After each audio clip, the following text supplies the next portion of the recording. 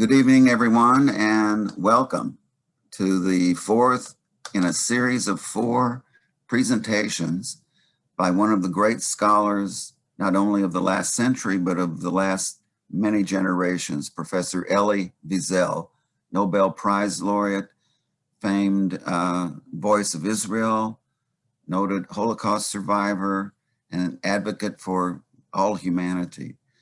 The lecture that we're going to see this evening is called The Solitude of God.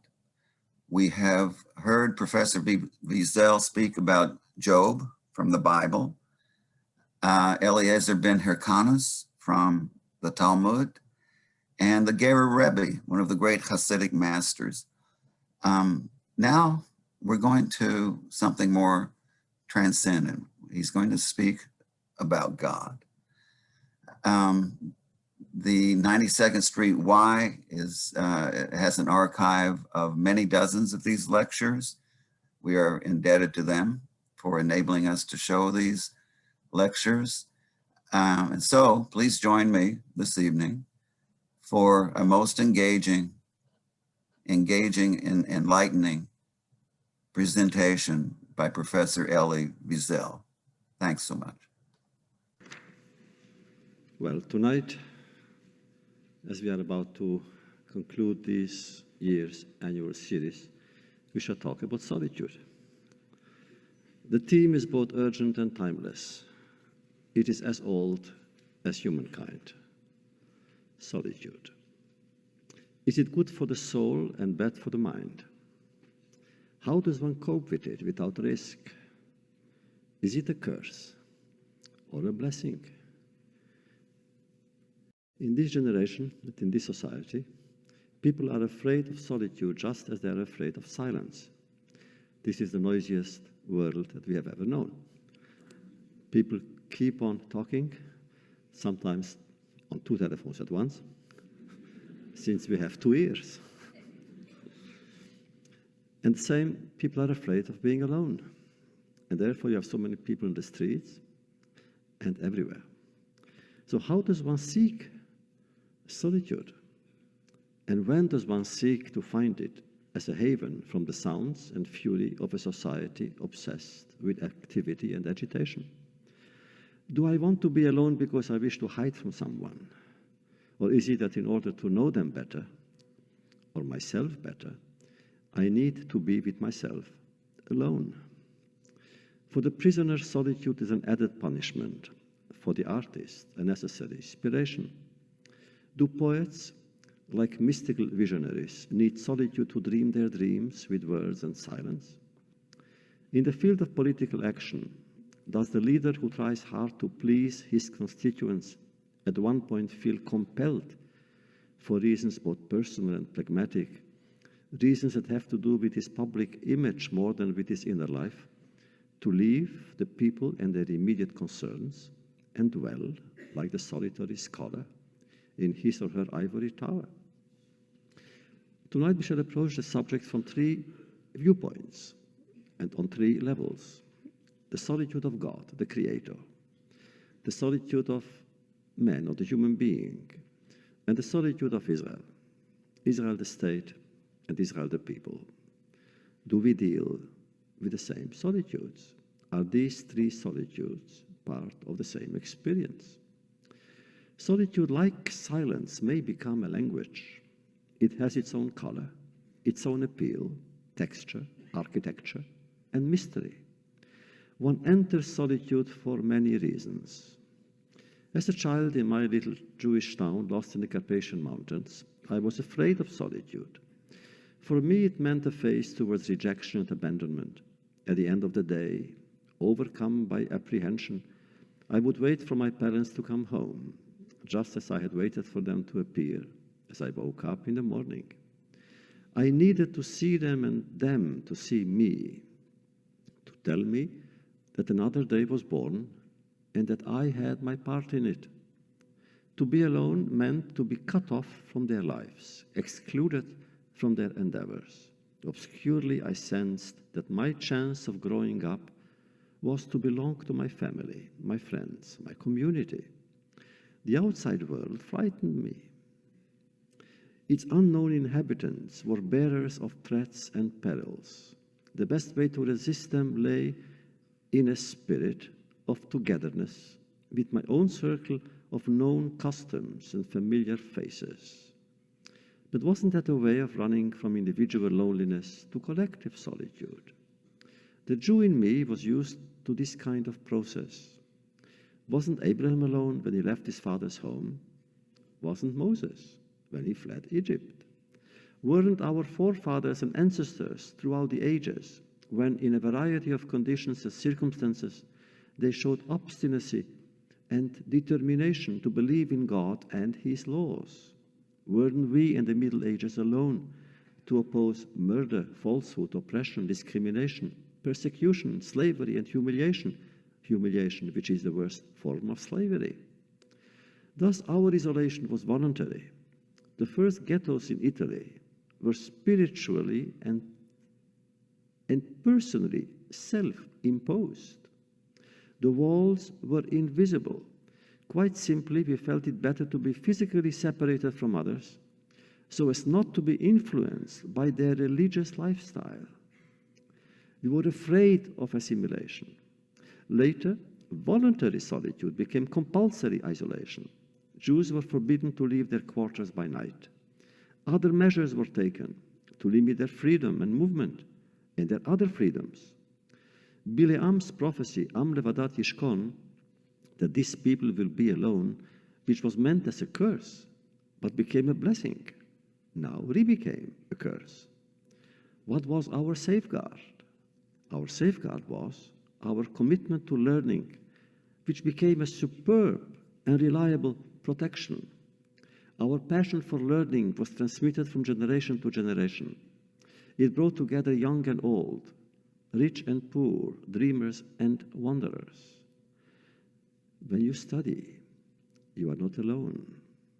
So we devoted ourselves to study, not only to acquire knowledge, but also to meet our forerunners, from whom we received lessons and memories. Thanks to them, we did feel less alone. Isn't this the secret and enchanting power of Talmudic study?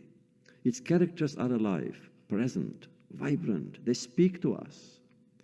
And they speak to our preoccupations, as though they were our contemporaries, as though our dilemmas concerned them and theirs, us.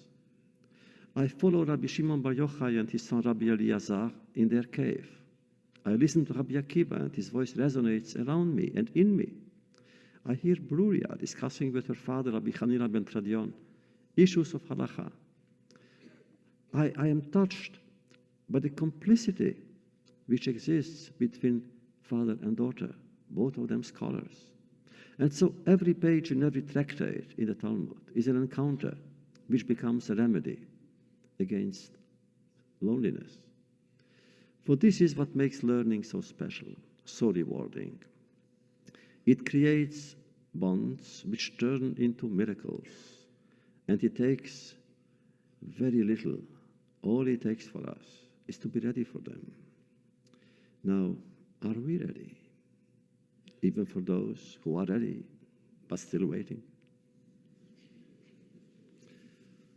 What does God Almighty, what does He do in His vast solitude?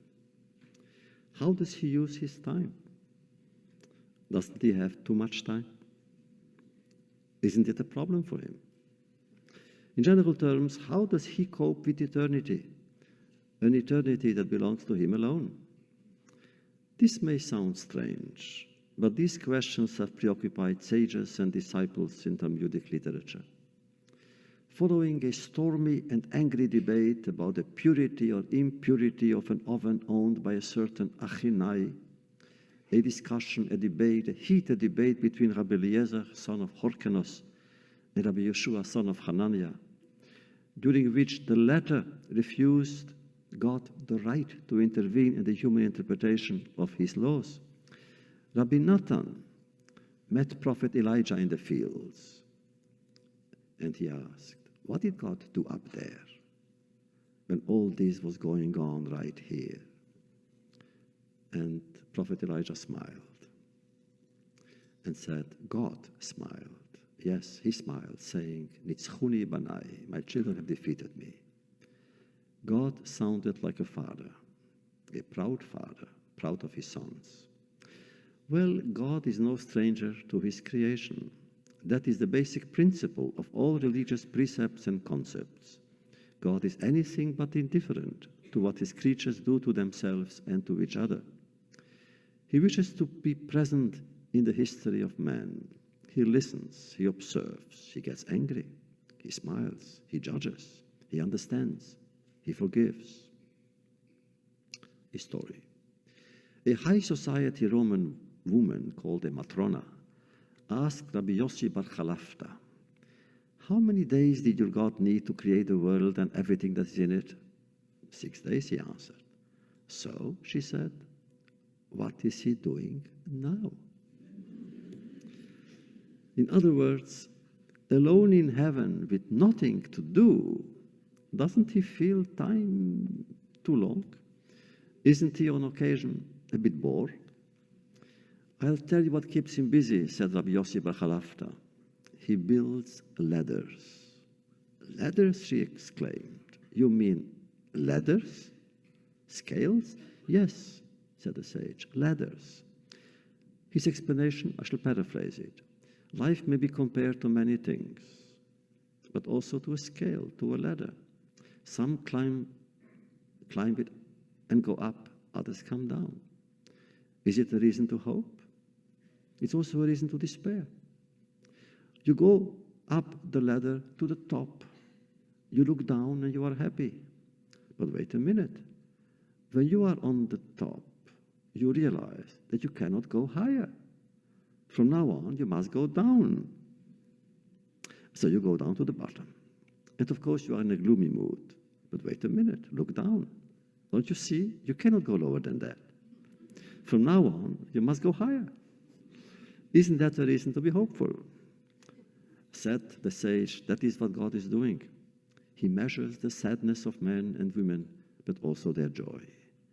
And to both, he imposes reasonable limits. In a different version, this conversation is preceded by the following one. The Matrona asks, what keeps your God busy? And Rabbi Yossi, son of Chalafta, answers, he arranges marriages, which is not an easy occupation. The Talmud says it is as difficult to do as the splitting of the Red Sea. The slightest error may be costly, resulting in angry outbursts and physical abuse. God alone knows who is meant for whom. But then how come that there are so many divorces? They didn't know the story. Still another version. The question remains the same, only the answer changes. Again, what God is doing up there in heaven? He builds worlds and destroys them. In other words, he builds a world, looks at it, and doesn't find it to his taste. So he discards it and creates a new one. Call it optimism. If our world is still here, it must be that God likes it. And we wonder why. Maybe he's not looking at Florida.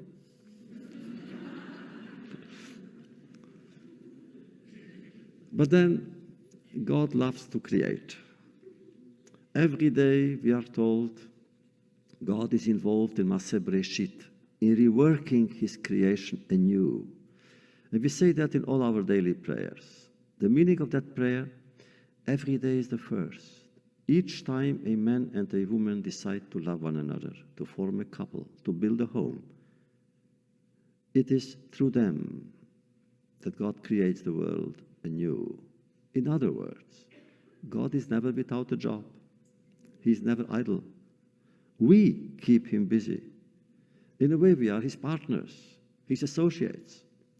He created the world, but Asher bara Elokim la'asot, says the Bible. It is up to us to shape creation and improve it. Are we God's exclusive preoccupation? Not so. In our prayers we say, Oseh Shalom bimromav, God makes peace in the heavens. Does it mean that up there too, among angels and divine seraphims, peace is a rarity? that they need a supreme judge to force them to live in peace. The prayer continues, Hu ya'aseh shalom aleinu. He will also make peace, that it should rain upon us and upon the entire people of Israel. But then if God is the great peacemaker, how come that there are so many people in this world engaged in so many quarrels, conflicts, and massacres? And what does he feel then when he sees them down below? What does he feel when they quarrel, when they kill each other? Sometimes in his name. Does he feel chagrin? Surely. Remorse? Possibly. Kol yamav machovim, says the Ecclesiast. All his days are suffering. His days? Whose? Man's? No, God's, says the Midrash. And since his days are endless, so is his sorrow infinite. In religious terms, this means to illustrate to divine pathos. God is capable of feeling for and with his creatures when they are in pain. When the temple was destroyed in Jerusalem and its priests and worshippers massacred, God wept. When his people were expelled from their homes in Judea, he followed them into exile, where hope alone was their home. God is patient. In antiquity, God was social. He needed company. In ancient mythology in Greece and Rome, the gods needed company and they obtained them. They had peers, associates, rivals, playmates. The Olympus was inhabited by many gods who functioned as heads of departments. Each had his or her own area of competence and activity. In hours of idleness, they chased women or other creatures. Our grandfather Abraham changed all that. The first human to recognize and identify God's uniqueness, he articulated the essential principles of monotheism. God is one, is the simple yet eternal credo of the Jew throughout the ages.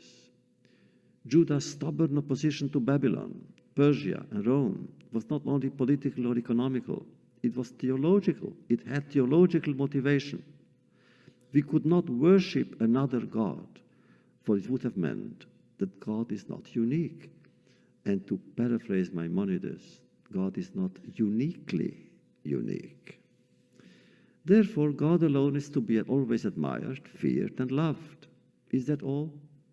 In Midrashic and Hasidic literature, God must at times be pitied.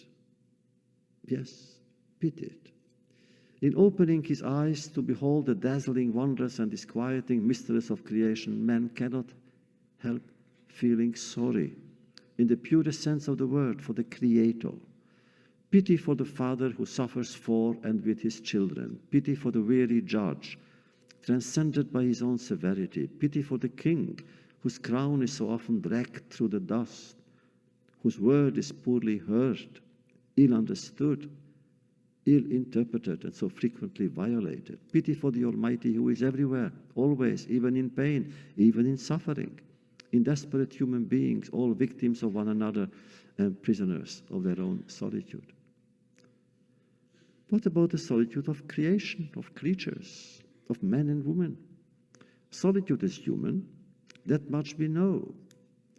What would man, be he rich or poor, young or old, in his heart of hearts, what would he be were it not for the living appeal sent out towards another to break through his own solitude? If he succeeds too well, his total absence of solitude may diminish his potential creativity. He will live in abstraction, but not in reality. Thus the question, may one fight solitude at any price, using any means? Alone, Adam had no problem, but that was his problem. It is God who said so. Lo tov heyot ish levado. It's not good for a man to be alone. So Adam one morning discovered a companion by his side. Was Eve now his problem? No. Yes, no. He had problems with himself. Before his solitude weighed on him. Now he must have missed it. Before, he didn't know he was alone. Now he learned about it. Henceforth, he would evolve in a vicious circle. The less lonely he was, thanks to the presence of another person, the more aware he was of his loneliness. Conversely, one is never totally alone. Even if someone who is neither loved nor hated by anyone, even then, doesn't one at times discover a stranger inside oneself? Who is alone? Only the narcissist. The narcissist is one who lives alone, who loves only one person, himself. And when asked why he doesn't get married, he says, I am married to myself. When I write or utter the words, I said to myself, do I know whom I'm referring to? The one speaking or the one listening? The two forms or modes of myself, the two eyes, are separated by a wall which only an absolute and immortal consciousness would be capable of scaling, perhaps of penetrating. On both sides, the self lives alone, forever yearning to come closer to the other. The solution? There is none. There cannot be, for the search for the ultimate identity could go on forever and touch the infinite. That is why a certain Jewish tradition forbids the use of Anochi, or I. Only God can say Anochi. God alone remains the same, true to himself, always. God alone is alone. We are not. Man must not be alone. Man must not allow others to be. By others, I mean victims who suffer from loneliness in their poverty, illness, or imprisonment. Nothing is worse for the prisoner than being told by his tormentor that he or she has been forgotten by friends and allies alike.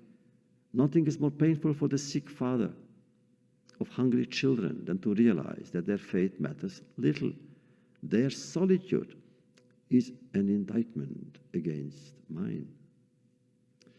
Is there a remedy against solitude? Is it love, social involvement, faith, having children, pupils, partners? And what about friendship? Since my years as a student of philosophy, I thought that Plato was Aristotle's teacher. It is only later, in scrutinizing their writings, that I realized that my perception was only partly correct. Plato is my friend, declared Aristotle, but I am a greater friend of truth. In this short statement, what can be found?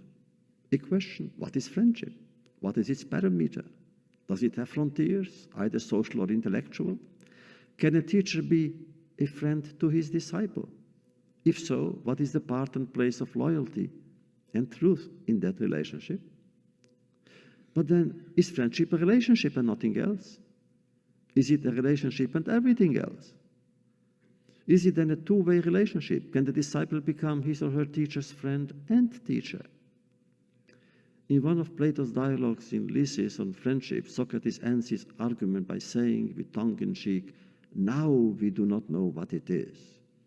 It's like time, of which Augustine said, we all know what time is, until you ask.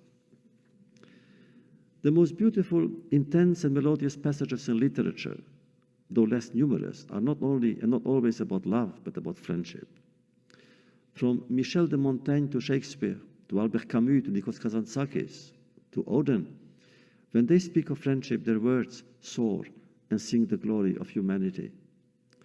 Philosophers, too, address their attention to friendship. Plato speaks of its three categories.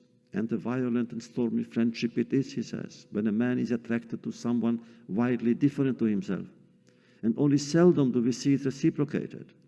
When men are alike, however, they show a calm, a mutual affection that lasts a lifetime.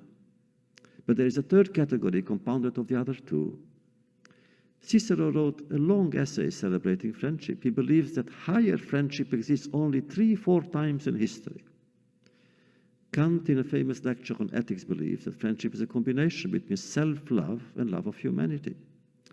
Montaigne recalls its grave beauty with philosophical melancholy. He too believes that true friendship may occur once in 300 years. Why 300? Why not 4 or 500? He didn't say. When asked about his friend Etienne de la Boétie, he says, if pressed to answer why I loved him, all I can say is, because it was he, because it was I. In the dictionary, friendship is a mutual affection between two human beings, unrelated to family links or sexual attraction. Does it mean that the two must be strangers? Can brothers be brothers but not friends? Are Cain and Abel a case in point? In Scripture, friendship is to be ignored if not rejected by most brothers. Isaac and Ishmael are adversaries. Joseph and his brothers were enemies. Oh, were they enemies. As for myself, it is with fervor that I speak about friendship in my books, particularly in my novels. In one of them, my hero submits himself to torture to save his friend from arrest. In another, the main protagonist, Gabriel, wonders, and I say, who is a friend? More than a father, more than a brother, a traveling companion. With him you can achieve what seemed impossible, even if you must lose it later. Friendship marks a life even more deeply than love. Love risks degenerating into obsession. Friendship is never anything but sharing. It is to a friend that you communicate the awakening of desire, the birth of a vision or a terror, the anguish of seeing the sun disappear, or of finding that order and justice are no more. Is the soul immortal? And if so, why are we afraid to die? If God exists, how can we lay claim to freedom, since He is its beginning and its end? What is death? The closing of a parenthesis and nothing more? And what about life? In the mouth of a philosopher, these questions may have a false ring. But asked by friends during adolescence, they have the power to change. What is a friend? Someone who for the first time makes you aware of your loneliness and his, and helps you escape, so you in turn can help him. Thanks to him, you may remain silent without shame and speak freely without risk. Thanks to him, you are not alone. If I feel so close, so attached to Hasidism and its tradition, it is because also, more than many other religious movements that I know, it represents on various levels, including the theological, a celebration of friendship. Even to define it, I may have recourse to a Hasidic tale about friendship. And if the Hasidic movement won such rapid victories, if in the 18th century it succeeded in implanting itself within so few years in so many scattered Jewish communities from the Dnieper to the Carpathians, it is because it was a response to, and perhaps even a cure for, solitude. A Hasid is never alone. Even when he is alone, he has his Rebbe, his master, with him, in him. He has only to recall his Rebbe's Shabbat, his face at that Shabbat, to dissipate his solitude. If life weighs on him or her too heavily, if he feels discouraged, depressed, he has only to tear himself away from the daily life of the remote villages and go to the Rebbe's court. There he will find himself back among friends, companions, rich and less rich, erudite and less erudite. Together they will sing, together they will dance, together they will celebrate Jewish solidarity, faithfulness to God and His creatures.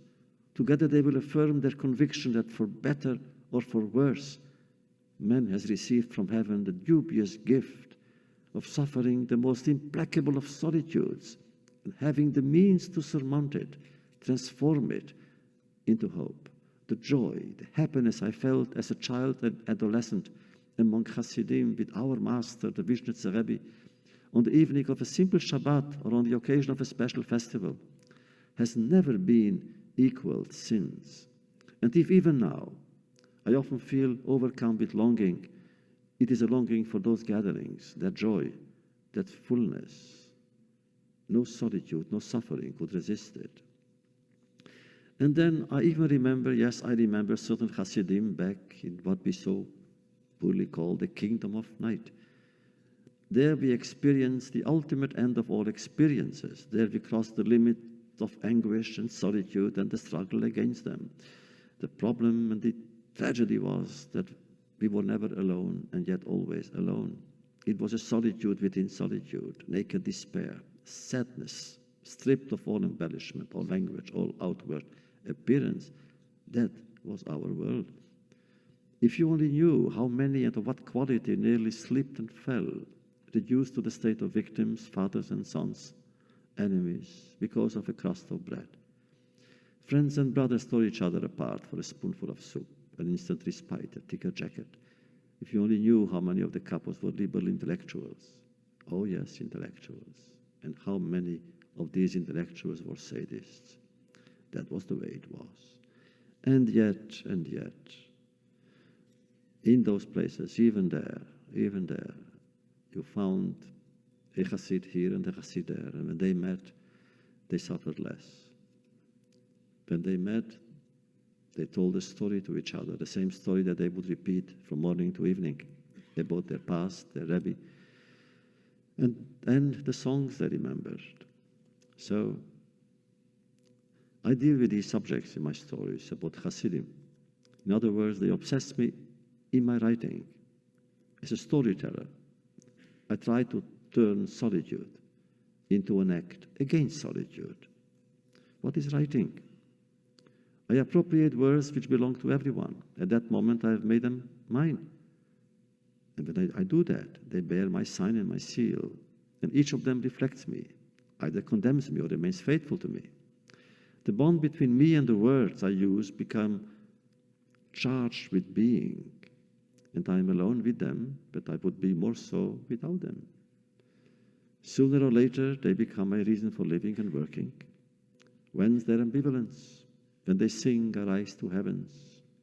And when they are grey, I am lifeless. Every creator experiences the same feelings of extreme ambition and depression and solitude. However, when the Hasid tells a story, it's different. The Hasid tells stories of redemption and always asking, whatever he does, whatever he says, he would ask, what about the Messiah in all this? Well, do we believe in him? We must. Because when he will come, he too, not only will tell stories, he will become a story. Now, what about the solitude, the third solitude, the solitude of Israel today? It exists on many levels. Perhaps it always has, and especially in the 20th century. We had no friends then. One of the saddest pages I have ever written is a decision made by a KGB commissar in my play on Soviet Jewry. It takes place in the 60s in Moscow. Nudged by a beadle called Zalman, an old rabbi dares to speak up against the oppression and persecution of his community in Soviet Russia. And it's the evening of Yom Kippur, and again, nudged by Zalman the madman, he bangs his fist on the lectern and he says, I'll tell you the truth, and he tells the truth. For the first time in 60 years, probably, he tells the truth. Everybody's worried. A communist official, a commissar, comes to investigate. And nobody understands what will happen now. Nobody knows the future. What punishment was waiting for the old rabbi? And the whole play is actually about that, the waiting for the end, because in the first act, will the rabbi speak? And the second act, he has spoken. And we know his speech. There's a kind of interrogation, investigation. At the very end, the commissar, cruel as never before, turns to the rabbi and he says to him, poor hero, poor dreamer, you have lost, and I feel sorry for you. You have fought for nothing. Your offering was not accepted. Worse, it wasn't even noticed. How could you have been so naive? Did you really, really believe that your gesture would shake the earth? Mankind has other worries. Were you counting on the intellectuals? They love ideas, not people. The Christians, only eternity interests them, theirs and yours. The Jews, your own brothers. In your imagination, you saw them marching in the streets of Paris, London, New York, and Jerusalem, shouting that you here are not alone. You saw their anger would explode and shatter human conscience. Well, it's too bad. You Jews have their own concerns, their own excuses. And who knows, they may even be the same excuses. But tell me, when all over Europe your people were being exterminated, how many Jews took part in how many demonstrations, in how many communities to protest, to shout, to weep, yet simply to weep? Day after day, night after night, hundreds and thousands were disappearing into mass graves or burning to cinders. All this was known to the free world, and yet holidays were celebrated, charity balls and dinners were organized, people went to concerts, to the theaters. Everything went on as if nothing were happening. And today, life goes on. And those who don't suffer refuse to hear about suffering, and particularly about Jewish suffering. That is why I pity you. You were beaten from the start. You never had a chance. And you knew it. But now you know it even more. You know that you cannot count on anyone, and what's more, that you don't count for anyone. Why should we punish you? As far as we are concerned, as far as the outside world is concerned, you have done nothing. Your dream was the dream of a madman. Why should we make you into a martyr? Turn you into an example? You revolt. That supreme and exalting gesture which for you was meant to bring together and justify the suppressed agonies and hopes of an entire lifetime, of an entire generation perhaps. Well, my sad hero, that revolt quite simply did not take place.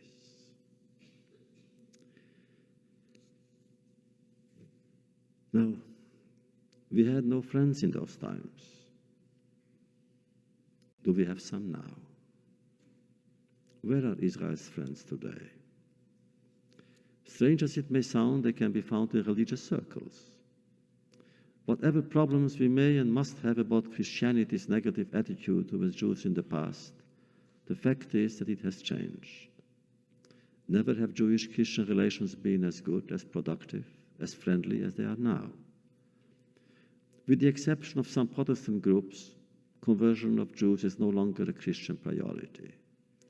Rabbis and priests meet regularly to debate ways to prevent anti-Jewish discrimination and propaganda.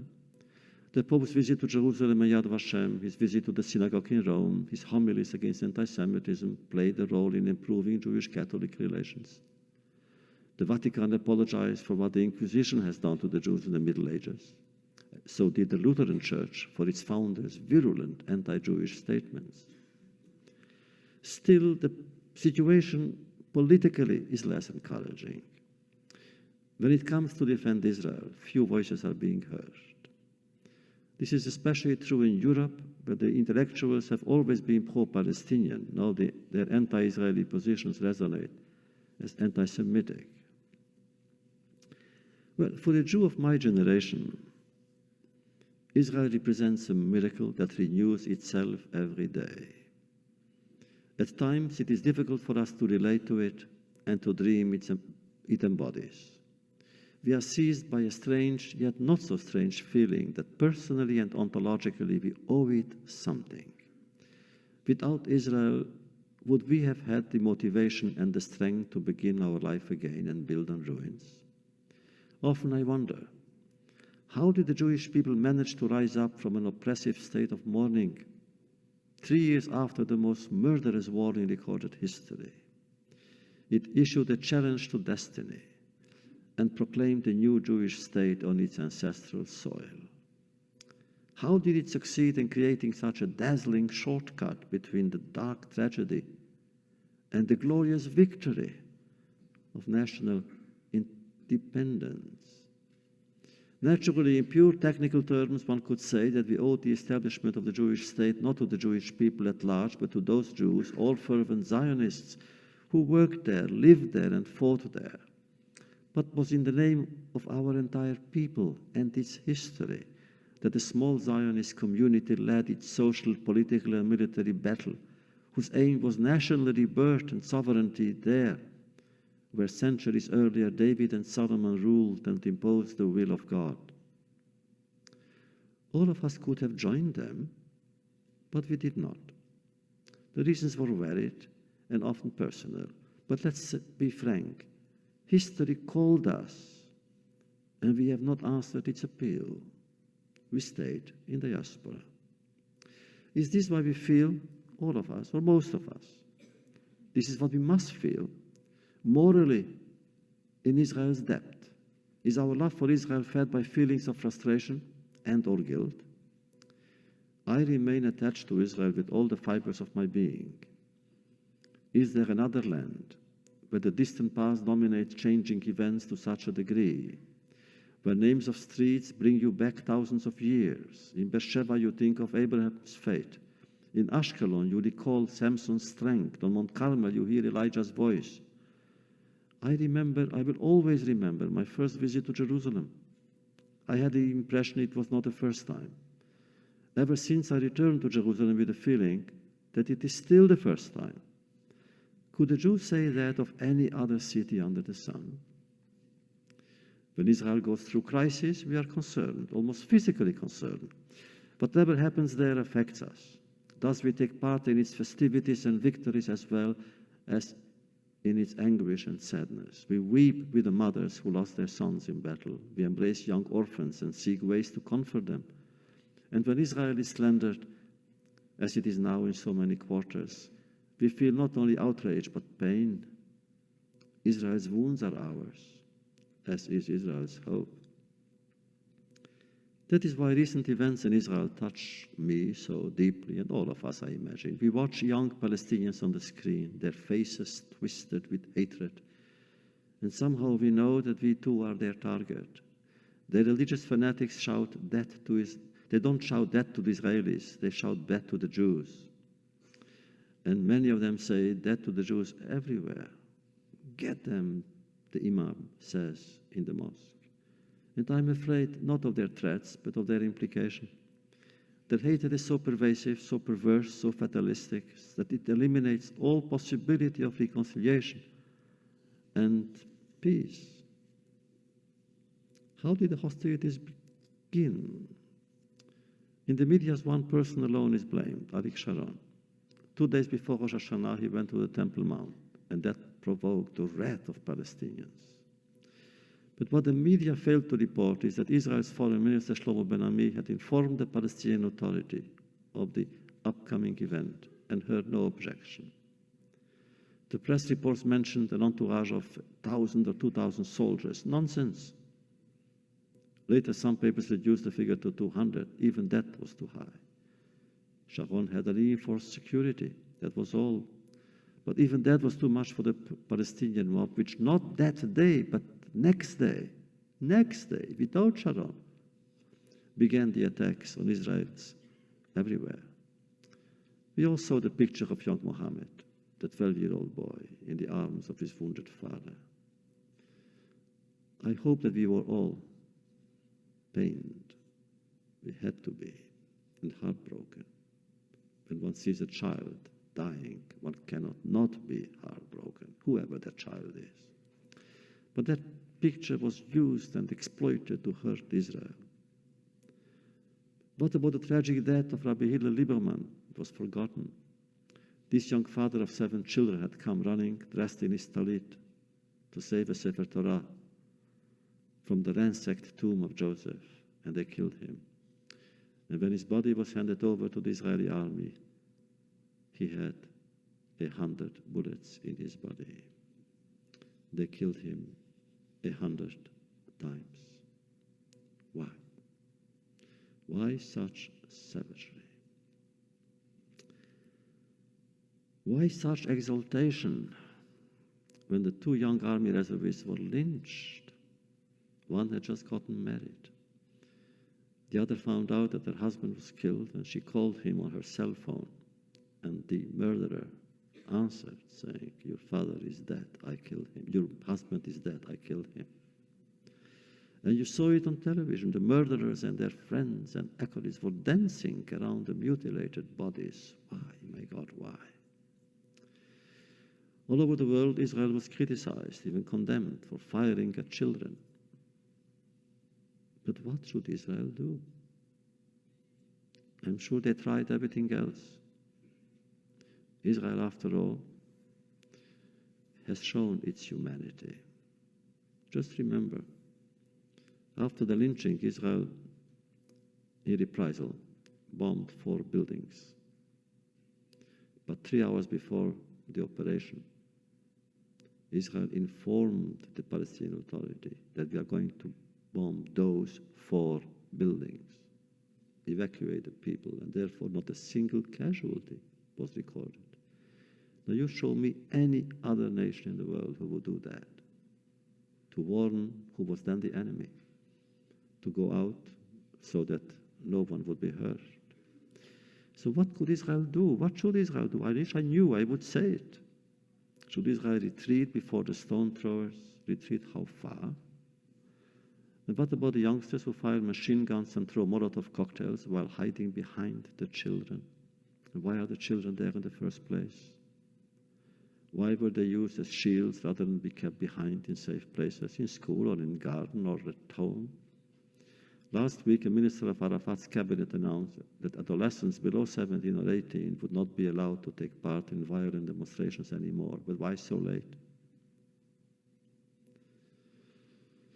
All this, of course, gives us a feeling of profound sadness. I have written 2 texts with anger. Usually I don't do that. I like to write in fervor, not with anger. I like to write only with passion, but not anger. I have 2 texts that I wrote. One I wrote now, and one earlier. What I wrote now is a statement I made at a demonstration we had in New York. Solidarity with Israel. We were some 20,000 or 30,000 people. I confess to you that I was melancholy, sad. In a city of 3 million Jews, only 20 or 30,000 came at that moment. It was after the lynching, to say we are with Israel. What I said then, I'll repeat now. We have gathered here to affirm our solidarity with Israel. We are outraged by the hypocritical vote in the Security Council, which did not condemn Palestinian excessive reactions, but condemned Israel's response to them. We stand by Israel, whose present struggle was imposed upon her by the intransigence of the chairman of the Palestinian Authority. Those of us who reject hatred and fanaticism as options, and who consider peace as the noblest of efforts, finally recognize Yasser Arafat for what he is, ignorant, devious, and unworthy of trust. We had hoped for a genuine peace between Israel and her Arab neighbors, including the Palestinians. We had dreams of Israeli and Palestinian children playing together, studying together, laughing together, discovering each other's worlds. The pain, the agony, the death of any child, Palestinian or Jewish, is a torment to us. But why does Chairman Arafat not protect them, but instead uses them as shields for adults throwing stones and worse? Yes, it is with a heavy heart that we say that our dreams of peace have gone up in the smoke of ransacked synagogues, in the lynching of Israeli prisoners, and of bloodthirsty mobs shouting their vision of a Jerusalem without Jews and a Middle East without Israel. And I blame the supreme leader of the Palestinians, Yasser Arafat. By rejecting Israel's unprecedented generous territorial concessions, he is burying the peace process In so doing, he has betrayed the confidence not only of his negotiating partners, but of President Clinton and other Western leaders, just as he has betrayed the highest honor society can bestow upon a person. How can a leader, any leader in Israel, now renew discussions with him before all the kidnapped soldiers are returned to their families? By unleashing mob violence and bloodshed in the streets rather than guiding his frustrated people towards coexistence, he renounced their legitimate aspiration for a future free of suffering and hatred. And I hold him responsible for the murder of Rabbi Hillel Liberman and the lynching of 2 young reservists. All his promises were lies. All his commitments were false. Indeed, many peace activists here and in Israel are now reassessing the Oslo Accords. Under Israeli sovereignty, Christians, Jews, and Muslims alike could pray without fear in Jerusalem, our capital, which is at the center of Jewish history. A Jew may be Jewish far from Jerusalem, but not without Jerusalem. Though a Jew may not live in Jerusalem, Jerusalem lives inside him. No other nation's memory is as identified with its memory as ours. No people has been as faithful to its name, or has celebrated its past with as much fervor. None of our prayers are as passionate as those that speak of Jerusalem.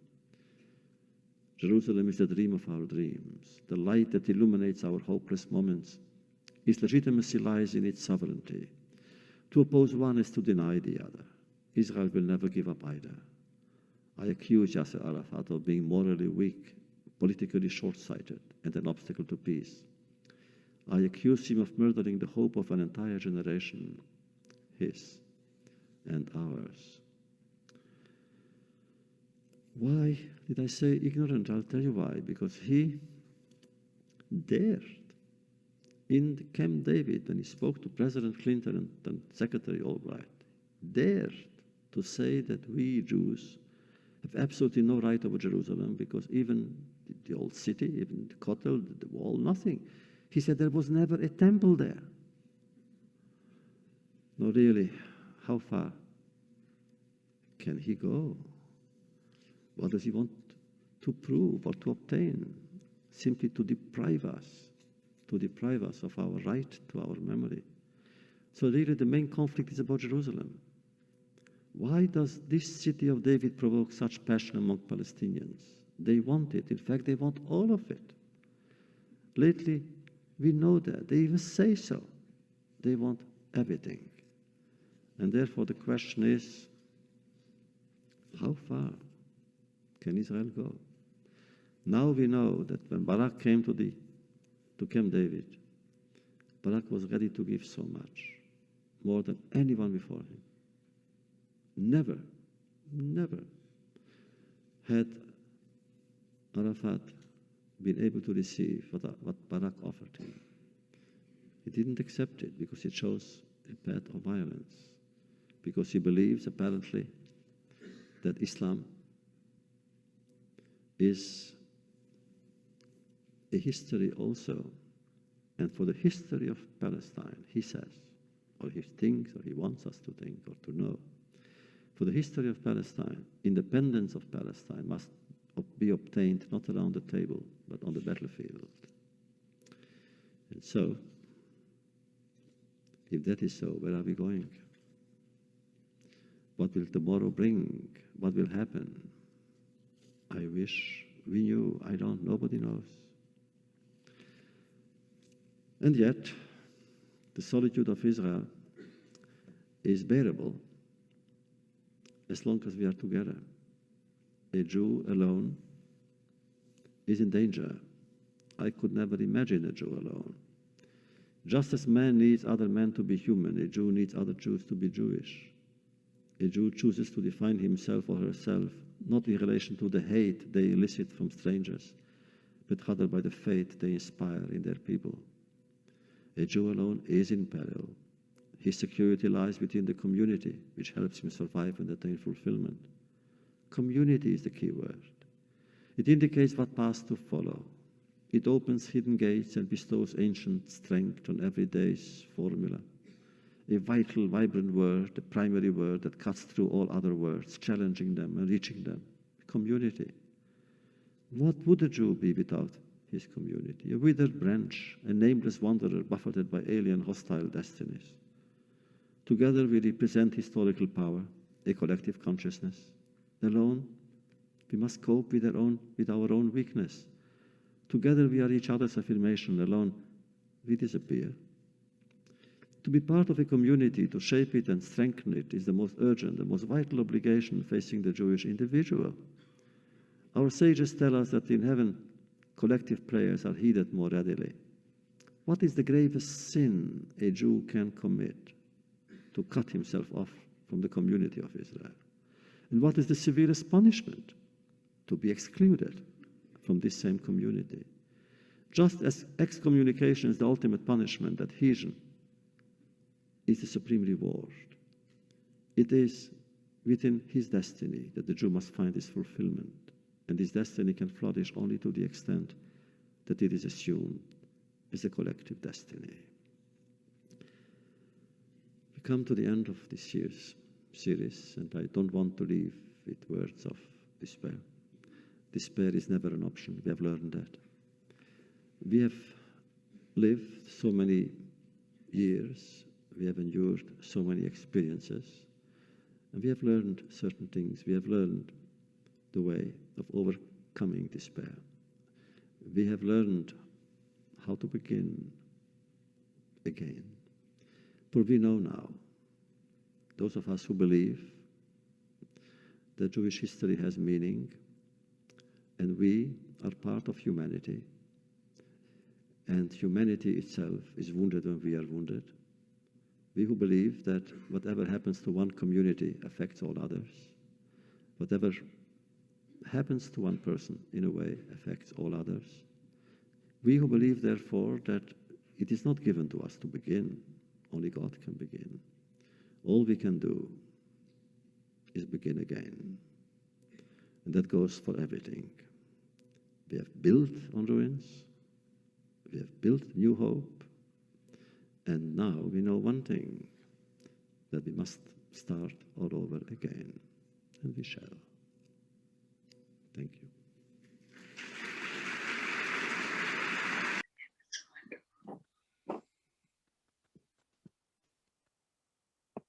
That was wonderful. Words out of my mouth. I was thinking the same thing. It was really great, but it had nothing to do with the title. Yes. Uh, Yes, it did. I think it did, because it was about God's kindness toward all of us, and mainly how much he cares for us. And no matter where we go or what we do, he's there with us. The other thing is when you don't have community, you've lost a lot. Yes, definitely. So I think that was, without community, you can't hold, it's hard to hold on to God. There he is, unless you're constantly studying and reading, and that's not always the way, you can't always do that.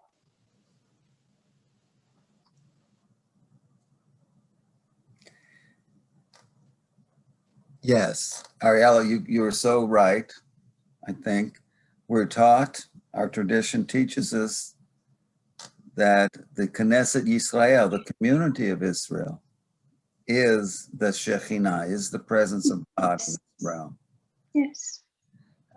God cries out to us, when you are my witnesses, I am God, but when you're not my witnesses, it's as if I were not God. The loneliness of Israel is the loneliness of God. Yes. The isolation of Am Yisrael, the people Israel, embodied in the state of Israel, is the loneliness of God himself. What is the anti-Zionist anti? If you look at the word Zion, what does Zion mean? Ki mitzion tetzei Torah. Yes. Devar Hashem Yerushalayim. Jerusalem was very central to what Professor Wiesel was talking about. That's right. The Torah proceeds from Zion, and the word of God through his witnesses, the Jewish people, for the sake of humanity, not just for the sake of the Jews, Right. proceeds from Israel. The isolation of Israel, the hatred of Israel is God hatred. Yes. It's the isolation of God. Okay? Humanity needs Israel Yes. almost as much as the Jews need Israel. Maybe more, More. maybe even more. That's more. Professor Wiesel once said that there comes a time when, to be a human being, you have to assume the Jewish condition, which is not a condition of victim, it's a condition of witness. He spoke eloquently about community. Mm-hmm. Community is the only antidote or answer to this, the kind of isolation and solitude he was talking about. And Yes. in Hebrew, the word community is edah, which means testimony. The Ohel Moed, the tent of testimony, is the tent of community. We have no testimony in isolation. No. That's true. It comes only through a relation, a higher relation and a human relation. Yes. Professor, I can tell you everything Professor Wiesel was saying about Arafat, and he was talking about the second intifada that came in 2000 and thereafter. It applies now. Yes. God help us. Yeah. Oh, he, We're still with it. Well, Yes. Abbas it was handpicked by Arafat. yeah. Yes, but now we have Hamas, which is Yes. First. I would say a greater threat than Fatah and the PLO. Yes. I mean, I could go in. That's a separate lecture. But That's true. Very true. and Hamas doesn't try to hide their agenda, Oh, no. so we know where we stand with them. But to hear the isolation of Israel came out just in this a couple of months ago, Uh-huh. when Israel, responded again Yes. to Gaza, only to meet with condemnation from the world. That's right. I mean, I'm talking about the academic world, the intellectual world, political world, countries, heads of state. But that happens every single time. It's old story. Yes. But It's an old story, but it doesn't make it okay, right? It doesn't Yes. make it okay, but It makes it even new. worse. It's worse, but it's nothing new. I mean, unfortunate but true. Any other thoughts, comments, or questions from others who are still with us here?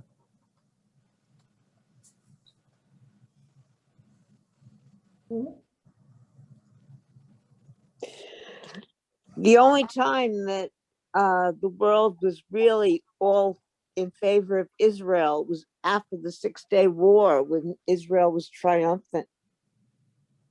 yeah. Yeah, that was kind of short-lived, but yes. Yeah. Yes. When Um, Israel was not the underdog, when Israel was triumphant, the world was all pro-Israel. Isn't that true of everyone, that you just love the winners and forget the losers? Yeah. Yeah.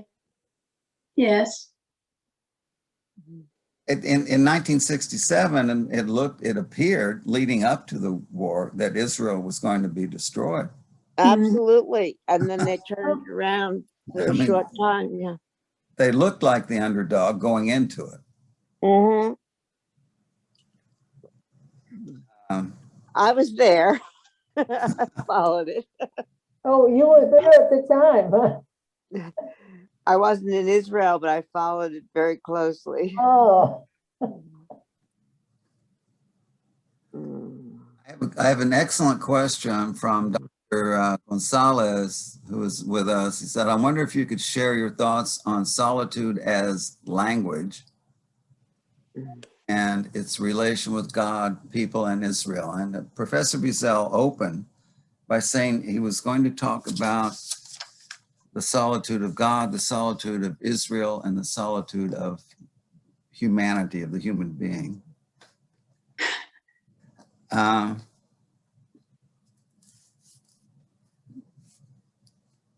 One way that people, the enemies of Israel and others, the enemies of humanity, the totalitarianism, fascism, Nazis, one way that they have undertaken their assault on the soul is to destroy relationship, and that is done by in an assault on language, tearing meaning from words, appropriating language, distorting language, Yes. creating a condition, as Primo Levi described in the camp, as in which everyone was ferociously alone. If you those of us who have known people who have fled the Soviet Union, people who have fled totalitarian regimes, they have fled societies in which no one can trust anyone. Anyone might be an informer. There's no friendship. Friendship meant everything to Professor Wiesel, that I can tell you. Friendship rests upon the word, upon language. It rests upon saying, here I am for you. Solitude entails, the imposition of solitude entails the imposition of a radical silence upon us. So that we become locked into the silence of our despair. So that even when we cry out, it's as though no one can hear us. Well, it's also a matter of a chosen solitude versus an imposed solitude. He spoke about that. He spoke about the solitude of the artist, right? Yeah. But it is chosen as a kind of retreat. Yeah. You gather your thoughts, you gather your soul, but it's a solitude that we move into for the sake of a return to a greater presence and a deeper relation. Yeah, but then you can go back to being with people again versus something that's imposed that you cannot leave whenever you want. Yes.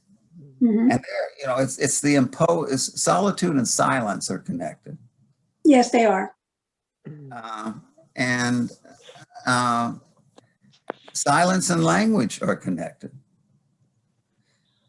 When there are times when, it's not only language that is the stuff, that is the substance of our relation to one another, but also silence.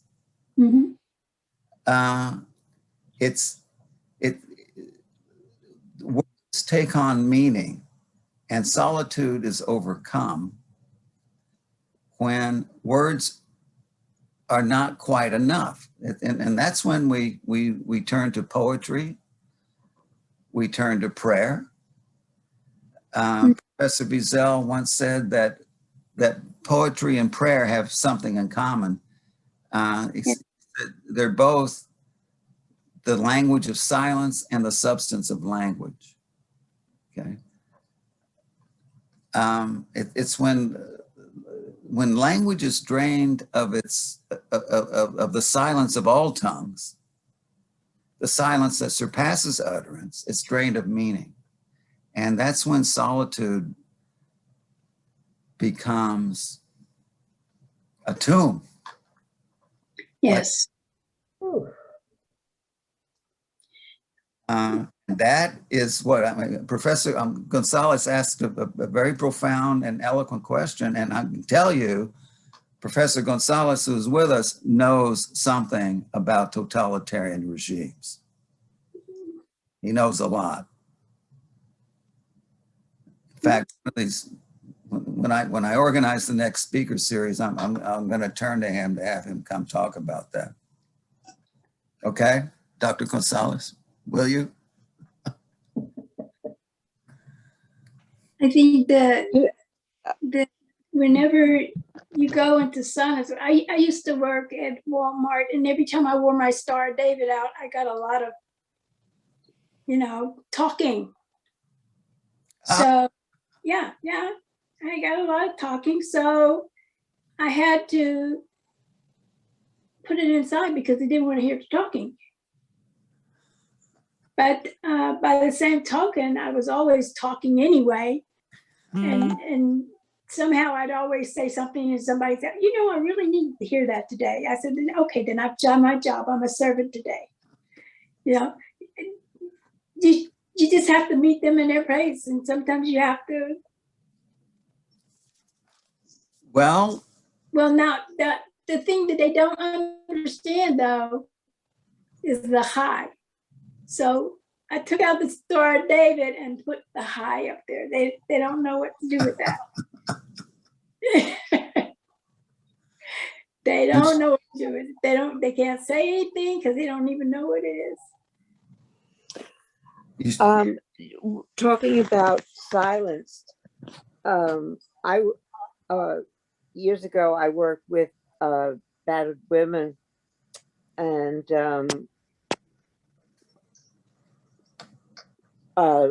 learning to get their voice back. Good.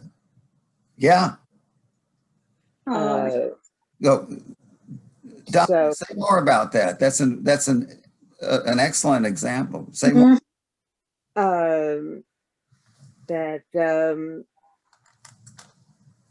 being in a position that they weren't basically allowed to speak. They were in a position that they weren't allowed to speak. Just a minute. Being in an abusive relationship. And when they were able to get out of an abusive relationship, they had to learn how to speak. Oh, wow. Yes. One thing that, and we heard Professor Wiesel touch upon, is a certain opposition between storytelling and solitude. Storytelling entails someone who speaks and someone who listens. Being unable to tell your story, it locks you into a terrible solitude and isolation. And battered women are isolated. Yeah. Yes. Yeah, that's true. No, people. And yeah. So if you're in a situation that you're dealing with anti-Semitism, you're also isolated. Oh yeah. Oh yes. Yes. That's true. I mean, storytelling is essential to the life of the soul. Yeah. It's memory. It's essential to testimony. Yeah. It's essential to community. There's no community without storytelling. Yeah. There's no memory without storytelling, and there's no community without memory, and which is at the core of testimony. It's not, memory is not just recollection or recall here. Memory is affirmation, it's bearing witness, it's answering to a summons, you know, and the question put to the first human, where are you? It's saying, here I am. And the one we have to say, here I am to most fundamentally is the other person. And as we open the door, the passageway out of solitude for someone else, it's the only way we're able to emerge from our own solitude. Right. So we're healed by the healing that we offer. And we suffer what we inflict by the same token. Mm-hmm. Yes. Yeah.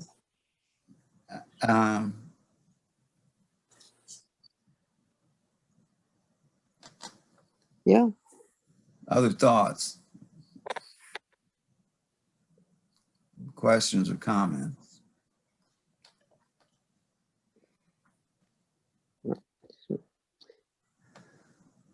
It's fascinating.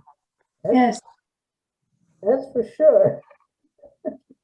Well, I'd like to invite you to go to the 92nd Street Y website if you want to hear more of Professor Wiesel. I mean, I hope you had in the last 4 Tuesdays, you have some sense of the depth of his wisdom, his insight, his eloquence. I mean, in each of his talks, he covers. Would you give us the Worlds. website again? The website. 92nd Street Y Yeah, 92nd Street Y in New York, right? in New York. I mean, if you Google it, it'll take you to the website. I mean, Okay. maybe Danny can make it available on, I'm sure it's on the Nishmat Am website by now. Okay. I mean, he has the 92nd Street Y has almost, well, more than 100 of these talks. Wow. Elie It's was enough- out? 100 Yes. bucks? Yes. Wow. It's enough to occupy you for a while. Yeah, he's done many.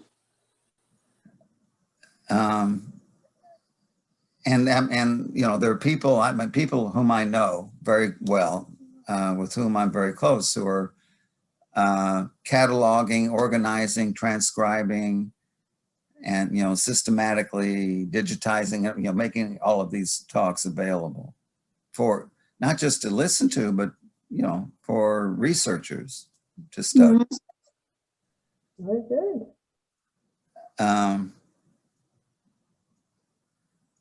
It's, you know, we just recently passed his 5th yard site.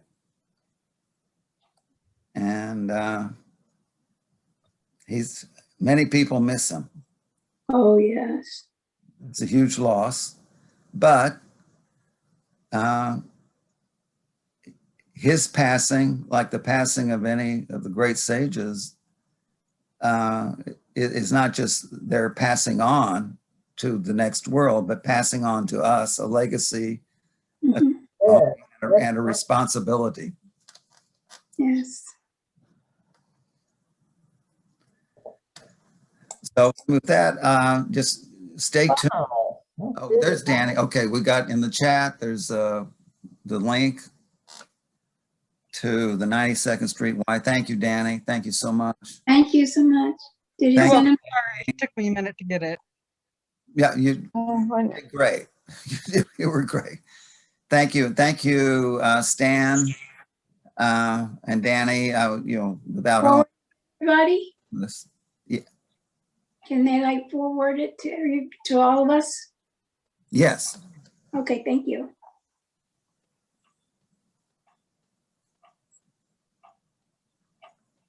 Well, I want to say thank you, David, for this David, I should really call. remarkable. Thank you. Fabulous. Because actually, this is the first one I got to be in because I tried to get in there before it would let me in. Ooh, Ariella, This is like this one. you sweetheart. So, well, stay tuned. We're going to do more of these kinds of things. Well, Uh, I'll be waiting, because I Nick- can't come home right now. So here we go. Is next Tuesday going to be payable or something, or what's gonna happen? I don't know. Not that I'm aware of, but maybe it's. Does anyone know that? Bill, do you have any idea? Are you on? I am, and I do not know. And the next Tuesday will be on the 24th of August with a high holiday workshop.